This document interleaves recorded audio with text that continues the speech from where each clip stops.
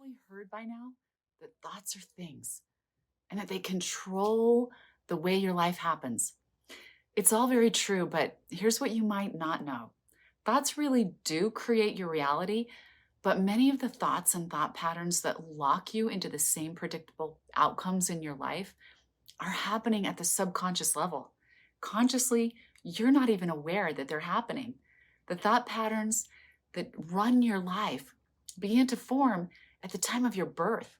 These patterns have become more established and reinforced through every single ensuing life experience that you've encountered up to this very moment. Your own perceptions and thoughts that were processed in different situations created mental structures and patterns.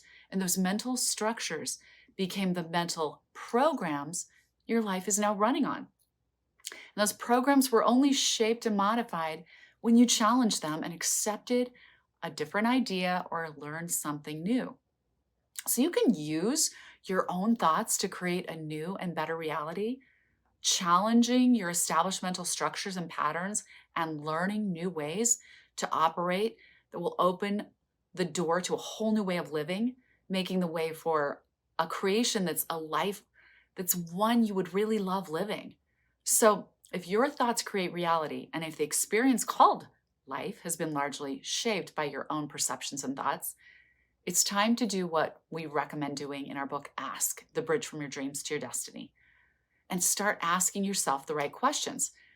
First of all, do I like my life experience so far? Am I enjoying the experience of life I'm helping to create? And if not, am I willing to examine what I've created? Am I ready to dig deep and take a closer look and see what thought patterns are serving me and which ones need to be challenged? What about the things I like about my life creation that I value and hold dear? What needs to be built upon and expanded in my life? What patterns need to be released and purged from my life forever? And what new structures need to be established that we'd create new paradigms? I really want to challenge you here.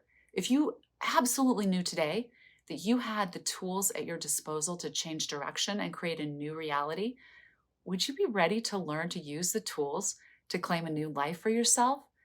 If you're willing to take that journey, then let's look at your story. So, what's your story? In the coaching process, one of the first things I do is to allow my clients to tell their stories because we all have a story. Our story is our own historical explanation of the events in our lives and the people who have been a part of each of those events. And our stories include details like what kinds of parents we had, what did they do or not do for us, what about siblings, did we have them? If so, did we think our siblings were positive or negative for us in our lives, and why? Your stories will include things like friends, the many friends you had or the lack of friends, your socioeconomic conditions, your talents, your drives, your accomplishments, and your setbacks, and all of the emotional states you've experienced throughout, including the ones you're still experiencing. What clearly starts to emerge in your storytelling process is your own interpretation of your life events and situations and the beliefs and values you formed from your own perception and interpretation. And what I discover without fail is that the choices people have made in their lives and the resulting actions taken or not taken were always based on those beliefs and values. So when you begin to break down your life story in this way, you begin to see how the reality we live in through our own perception and interpretation of every single experience we encounter has this element of subjectivity. If I'm the one interpreting every single thing that happens in my life and then forming my beliefs and values around my own interpretation, it's obvious I must be playing an enormous role in what is showing up for me. But wait, you might say, that's not really true. After all, I didn't pick my parents or siblings. I didn't have any control over my socioeconomic situation when I was growing up, when I was young and I couldn't help anything that was going on. Or you couldn't help it if you were born with a slow metabolism gene, right? But if our lives have been largely determined by the factors that come from our family circumstances, then why doesn't everyone's family life turn out exactly the same as their siblings, especially the ones of the same gender? After all, if you had the same parents, the same siblings, Same religious upbringing, you ate the same meals from the same kitchen and got your body from the same gene pool. The problem with blaming your life on your parents, your siblings, your bad genes, or your bad upbringing is that oftentimes one sibling will turn out to be a remarkably successful, well-adjusted, physically fit, and motivated adult, while another one who is close in age and gender even becomes a dysfunctional adult, maybe struggling with a lack of achievement, motivation, unsuccessful in relationships. Maybe they have poor self-esteem. So using our upbringing or genetics as an excuse to fail doesn't get us very far when we realize that there are thousands of people whose childhood circumstances and background was so much worse than ours, yet they went on to do amazing things with their lives. And you might think that taking away your excuses to fail is being mean to yourself, but it's just the opposite. It's the most empowering thing you can do for yourself. When you remove all blame or cause for what's happening from some force outside of yourself and you take full responsibility, that is the moment you take back control of your life. That is the moment you take back your power.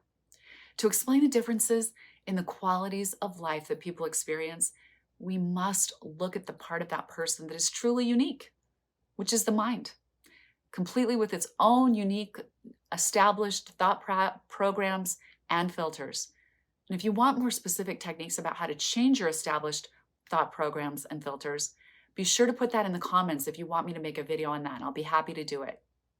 So we can think of our own mind as our own self-established government to all the other parts of us.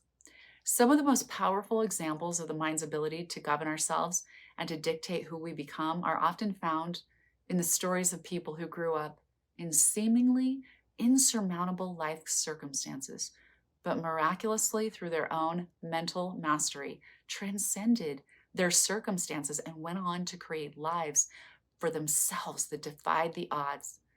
I think one of the most touching stories for me personally was the story of a man named Dave Pelser, the author of A Child Called It. I met Dave at an author's conference luncheon after hearing him speak to our group in a candid account of his life as a severely physically, mentally, and emotionally abused child. His case had been identified as one of the most disturbing cases of child abuse in California at the time. At age 12, he had been rescued, thank God, and put in the foster care system. Dave told stories of the horrors he had suffered as a child at the hands of his mentally disturbed alcoholic mother. And as I was seated at the table next to him, I then had the unique pleasure of a private hour-long conversation with him over lunch. This amazing man is intelligent, optimistic, articulate, handsome, and he has a genuinely engaging sense of humor. So as we conversed, I was literally in awe of his attitude, his accomplishments, his depth of character. Because of Dave's resilience, he had overcome a childhood experience that, by his own admission, should have killed him, or at the very least caused irreversible psychological damage. But somehow, in spite of the horrific hardships he lived through, Dave has gone on to create an extraordinary life for himself. Dave was determined to beat the odds and to better himself in every way possible. When he reached adulthood, he served in the United States Air Force, became a New York Times best-selling author, and received numerous commendations and honors from national and global leadership organizations. Dave's ability to transcend the worst possible circumstances and to resurrect himself and his life is a powerful testament on the magnificence of the human mind and spirit. Stories like Dave's are good reminders to all of us that the excuses we make for the things that are missing in our lives are just that, excuses. Now let's talk about harnessing your mind's power to create a better life through your thoughts. Our mind acts as the interpreter, decision maker, and the action taker for the entire person. And it's through the vehicle of the mind that we experience joy, peacefulness, creativity, connectedness, grief, sadness, and every other emotional state that is part of our humanity. It is also through the mind that every thought, belief, and value is formed through our own perception and interpretation. The distinction we must make to reclaim our power over our own lives is one of learning to use our minds deliberately so that our minds don't use us. My goal is to help you discover the amazing potential of your mind. This transformational process will set you on a path of learning how destructive or just non-productive, how the thought patterns in your mind began and how to change those self-sabotaging patterns. It will show you how to create new thought patterns that will serve you and your highest aspirations in every area of your life. It will help you program yourself to take action and to make things happen in your life, things that you want to happen. Imagine now that you could learn how to utilize the brain and its system of thought to change your emotional states from negative states to positive, productive states. Just imagine being able to shift your direction instantly to become more productive, motivated, and focused. And most importantly, imagine being able to understand how you yourself can make quantum leaps in your life by changing your focus. By managing the thoughts and thereby managing your reality, you literally create the life of your dreams. This is your life. Are you ready to start creating a new reality right now with your own thoughts? If this was helpful, please like it and share it with more people who are looking for the same support. I hope you go out and have a great day and really think about the life you're creating with your own mind and thoughts. I'll see you next time.